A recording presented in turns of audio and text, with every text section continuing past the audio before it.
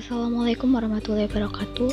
Perkenalkan, saya Mudiana Fatona, NIM 195211161 dari kelas MBS 6D.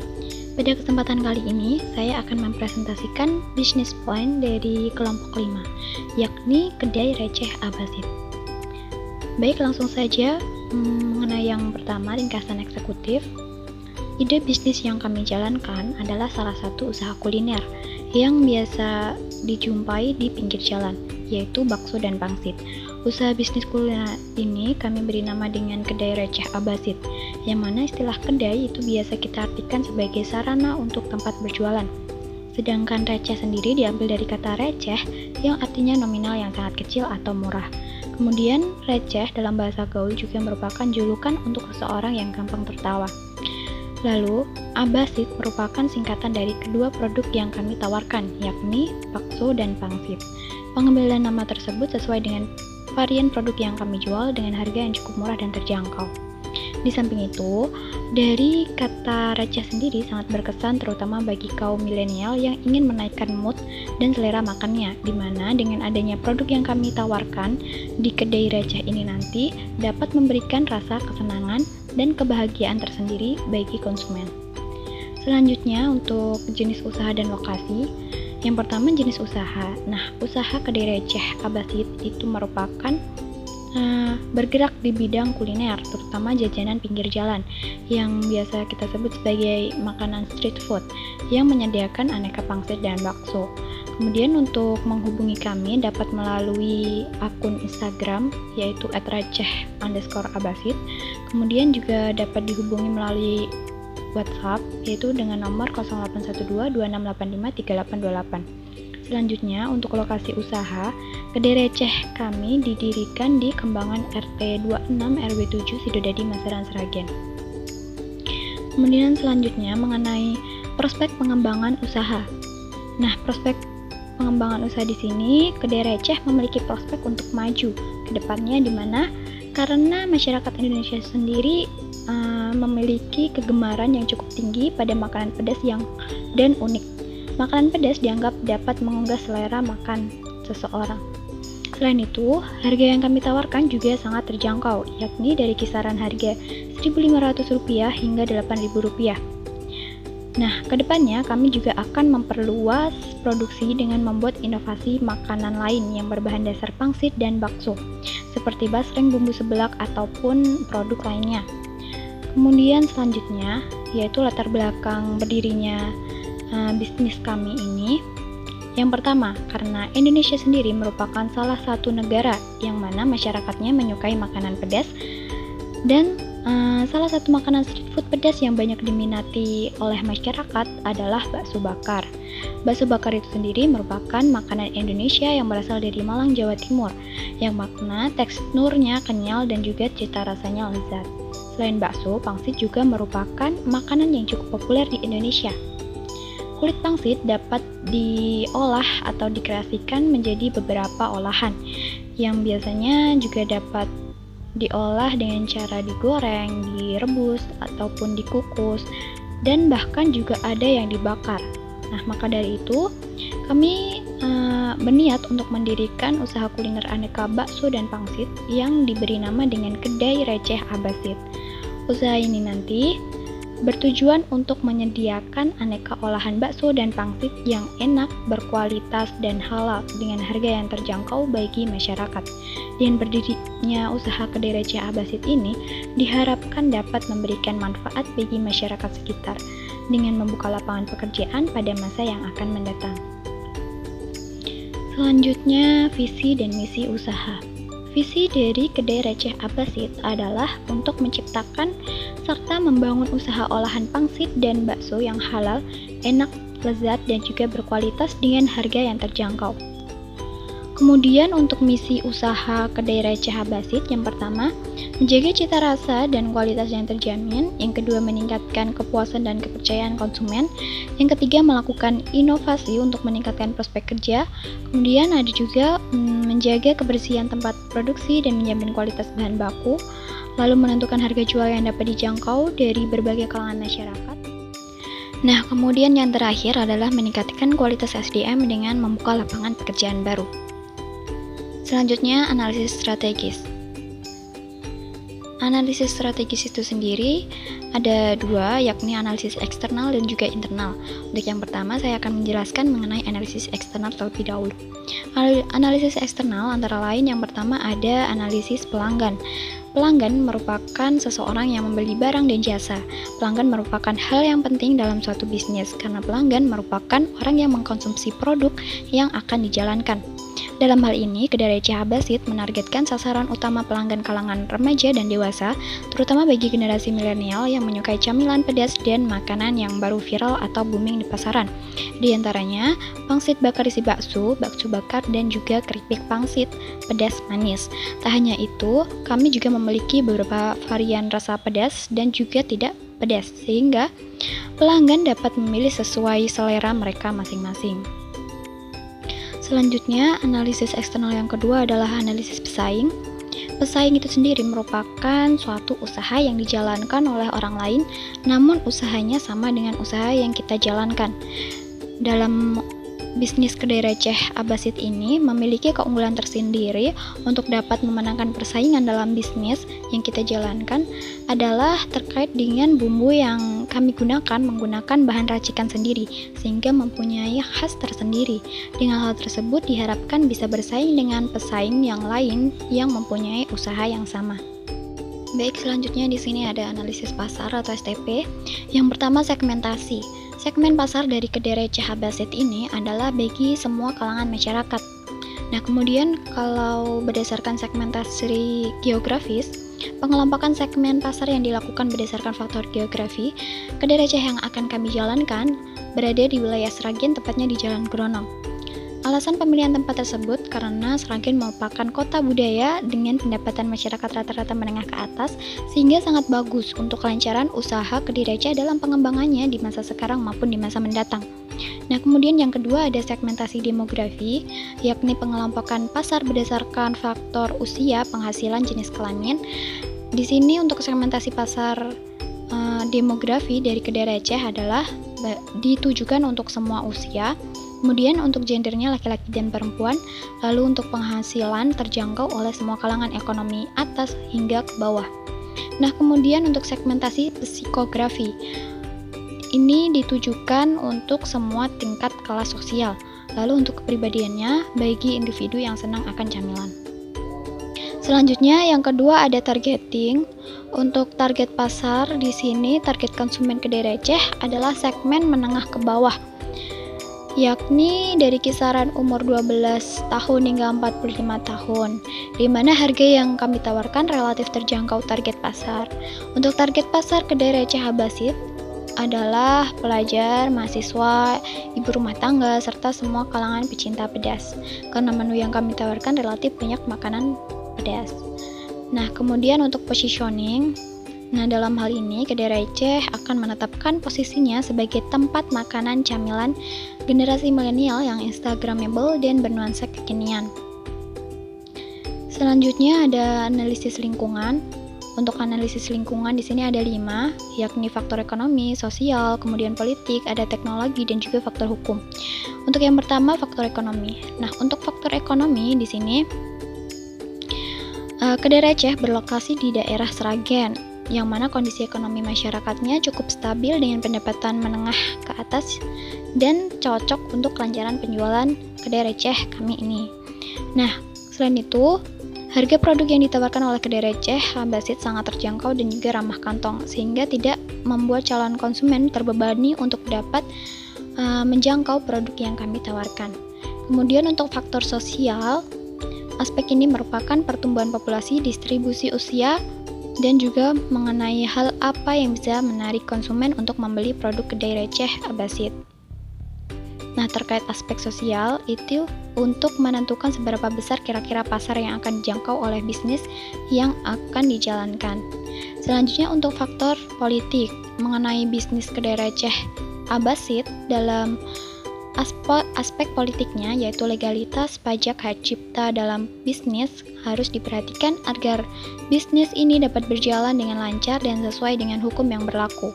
Selain itu, untuk keadaan politik di Indonesia itu sendiri masih dalam kondisi yang stabil, sehingga tanpa adanya pergolakan partai yang berpengaruh pada keberadaan bisnis kami ini. Nah, kemudian yang keempat ada faktor teknologi. Nah, karena kemajuan teknologi dalam menciptakan barang dan jasa telah mampu memenuhi kebutuhan dan permintaan pasar secara tepat. Pada terkait aspek teknologi ini, mengenai bisnis kedai receh Habasit yang akan kami jalankan memanfaatkan teknologi yang ada, yakni dalam kegiatan promosi melalui media sosial seperti WhatsApp, Instagram, Facebook, dan lain sebagainya. Selain itu, kami juga memanfaatkan media sosial sebagai sarana promosi dengan menggunakan internet, dapat mendistribusikan makanan dengan memakai aplikasi ekspedisi seperti GrabFood, GoFood, maupun ShopeeFood. Nah, dengan memanfaatkan teknologi ini diharapkan bisnis yang dilakukan dapat berjalan dengan lancar sesuai dengan rencana. Kemudian untuk faktor hukum. Nah, di sini untuk faktor hukum, bagi setiap pelaku usaha kuliner atau makanan wajib untuk mengurus surat izin edar produk maupun pendaftaran nama produk yang akan dipasarkan terlebih dahulu, karena kualitas standar mutu produk mempengaruhi kesehatan, terutama kesehatan tubuh. Maka dari itu, kedai receh akan meminta izin BPOM terlebih dahulu sebelum mengedarkan produknya kepada konsumen. Dalam faktor hukum ini, kedai receh akan berusaha untuk memenuhi dokumen atau perizinan usaha sebelum menjalankan usaha kami. Nah, selanjutnya mengenai analisis strategis yang kedua, yakni analisis internal. Analisis internal di sini ada 3. Yang pertama, kekuatan modal. Nah, untuk modal berasal dari pengumpulan dana setiap anggota usaha kedai receh ini. Akan tetapi, keterbatasan modal kedai receh Habasit menjadi salah satu kendala dalam pengembangan usaha. Untuk itu, kami perlu mencari investor yang memiliki kebijakan mudah dalam pengembalian hasil dan jangka waktu yang panjang. Nah, selain itu, kami memasarkan produk menggunakan sistem pre-order di waktu tertentu dan juga melayani delivery order. Kemudian untuk adanya promosi perjualan dengan sistem tersebut dapat menarik minat beli pelanggan. Sehingga dengan begitu hasil dari investasi dan laba penjualan online dapat digunakan sebagai modal usaha ke depannya. Nah, kemudian yang kedua ada produksi dan operasional. Kedai receh Habasit sudah memiliki standar untuk setiap produk yang akan dipasarkan luas kepada para konsumennya, yaitu dengan memperhatikan bahan serta kualitas dari produk tersebut. Lalu mengenai penghitungan stok produk pun juga dilakukan dengan rinci agar tidak terjadi habisnya masa layak konsumsi. Seperti yang diketahui pada produk kami tidak mengandung pengawet, maka dari itu harus diperhatikan masa tanggal produksi dengan masa edar produk. Nah, kemudian mengenai analisis internal yang ketiga ada analisis sumber daya manusia. Untuk sumber daya manusia itu sendiri kan sudah merupakan bagian penting dari sebuah usaha.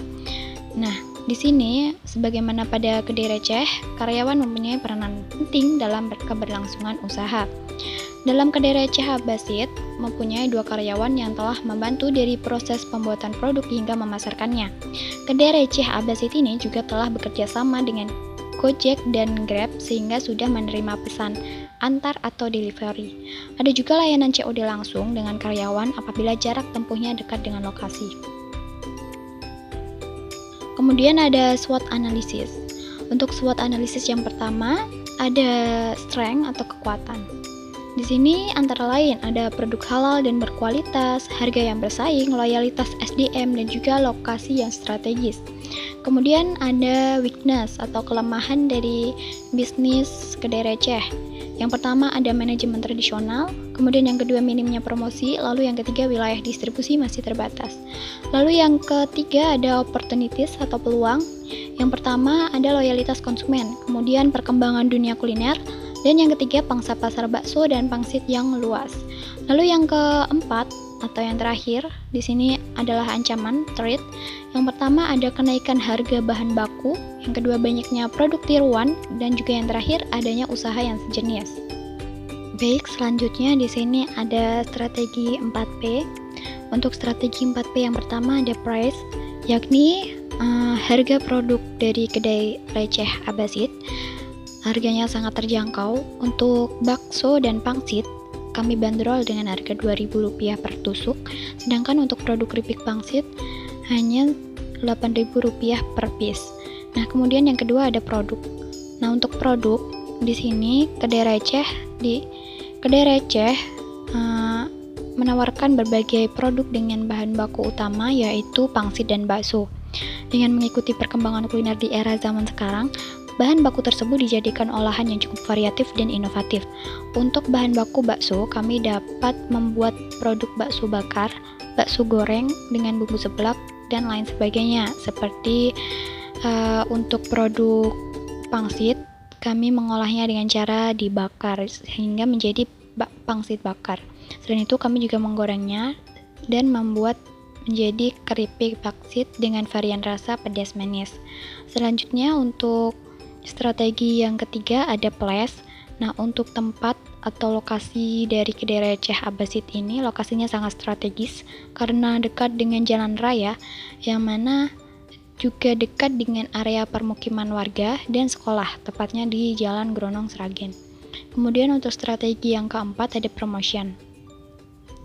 Untuk promosi dari produk Kedai Receh Abbasid ini kami lakukan melalui Instagram, WhatsApp, dan lain sebagainya. Kemudian kami juga membuat voucher diskon sebagai media promosi.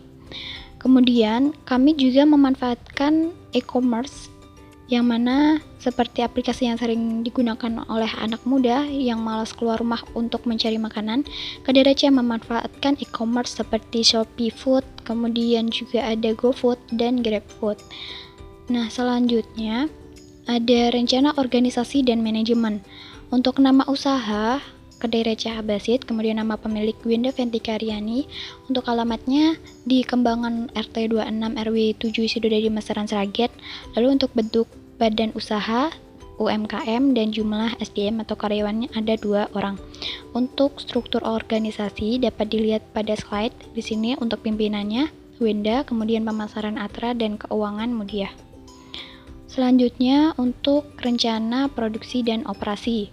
Yang pertama ada jenis produk. Produk yang kami tawarkan atau yang kami produksi adalah pangsit bakar isi bakso, keripik pangsit, kemudian keripik pangsit dan juga pangsit bakar isi bakso dan bakso bakar. Selanjutnya untuk proses pengerjaan dan operasional.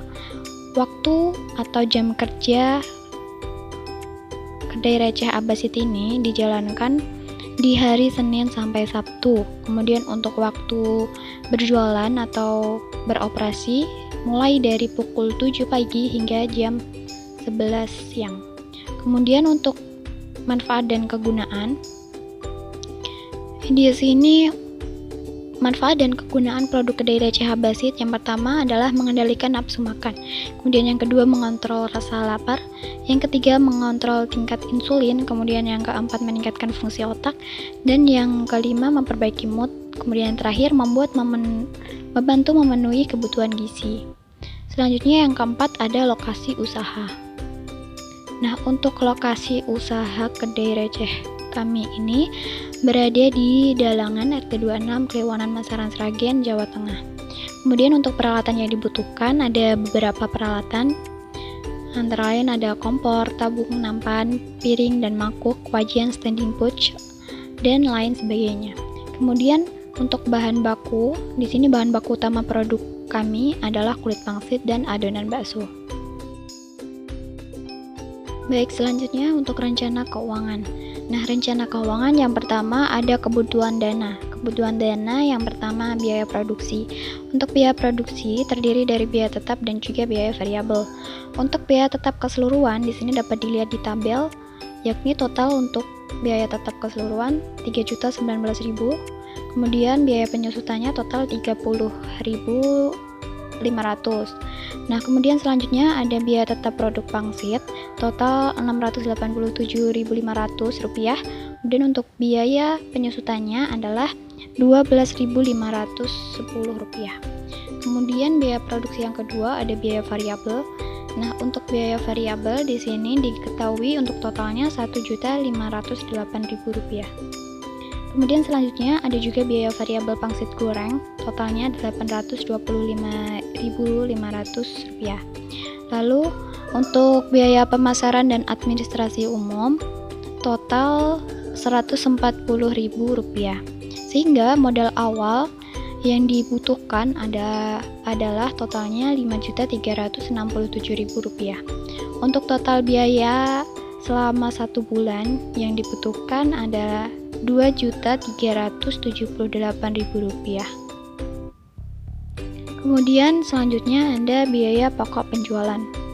Untuk menghitung HPP di sini yang pertama rumusnya ada total biaya produksi ditambah biaya lain-lain kemudian dibagi dengan jumlah produksi.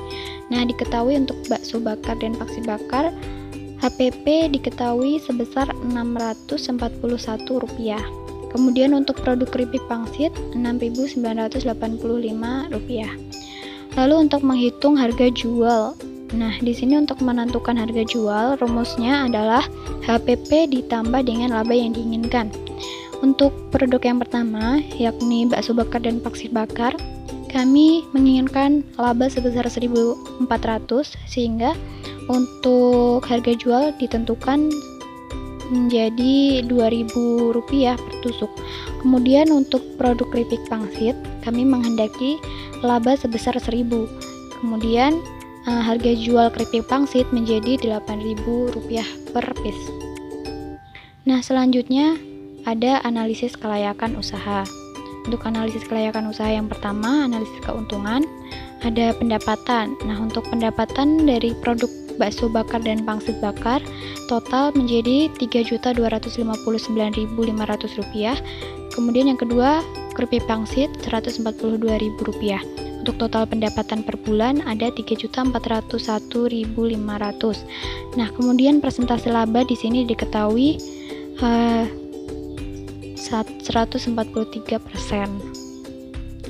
Nah, dengan demikian untuk payback period, yakni dengan cara jumlah kebutuhan dana investasi dibagi dengan laba bersih per bulan, yaitu Rp2.378.500 dibagi dengan Rp3.401.500, hasilnya adalah 0,699 bulan atau 0,174 minggu.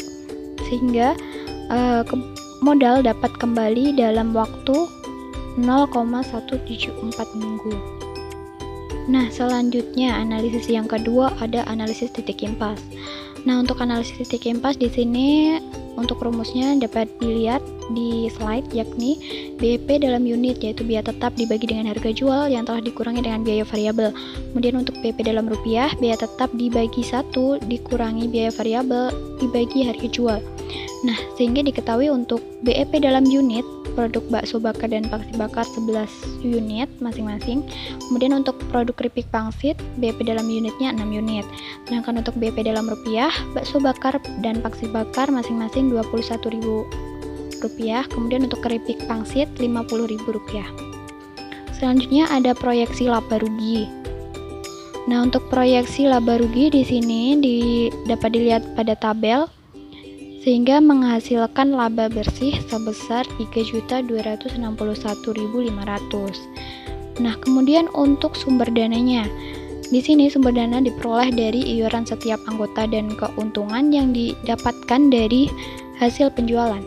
Sehingga untuk modal awal ada Rp5.367.000, sehingga dari setiap anggota memberikan dana masing-masing sebesar Rp1.789.000. Nah, di sini ada business model canvas. Nah, dapat dilihat pada tabel untuk key partnership, yaitu yang partner yang berhubungan dengan bisnis kami ada supplier, pemasok bahan baku dan juga pelanggan tetap. Nah, kemudian untuk key activities antara lain ada pembelian bahan baku, produksi, pengemasan, penjualan. Kemudian untuk key resources, di sini ada sumber daya manusia, tempat atau alat produksi, kemudian juga biaya transportasi apabila delivery dan COD. Lalu untuk value proposition, yang pertama ada harga terjangkau, yang kedua ada pelayanan yang baik, kemudian yang ketiga menggunakan bahan baku yang berkualitas. Untuk customer relationship, yang pertama layanan personal komunikasi secara langsung, kemudian melakukan promosi online melalui WhatsApp dan Instagram. Yang ketiga, memberikan pelayanan yang baik kepada konsumen, kemudian juga meminta testimoni dari pelanggan. Kemudian ada juga customer segment, yaitu menjangkau seluruh segmen pelanggan, pria dan wanita dari usia 10 hingga 45 tahun, yakni pelajar, mahasiswa, ibu rumah tangga, dan lain-lain. Untuk channelnya, yaitu melalui informasi secara langsung, sistem delivery, kemudian memanfaatkan media sosial sebagai media promosi. Untuk cost structure, biaya variabel, biaya tetap, dan juga biaya promosi. Untuk revenue stream, yakni modal sendiri, kemudian juga hasil penjualan online dan offline, dan memberikan diskon kepada customer dengan pembelian jumlah tertentu. Nah, di sini dapat lihat untuk dokumentasi. Yang pertama ada logo, kemudian yang kedua ada foto poster produk, kemudian ada dokumentasi pada kegiatan bazar. Baik, sekian presentasi dari saya. Ada kurang lebihnya mohon maaf. Wassalamualaikum warahmatullahi wabarakatuh.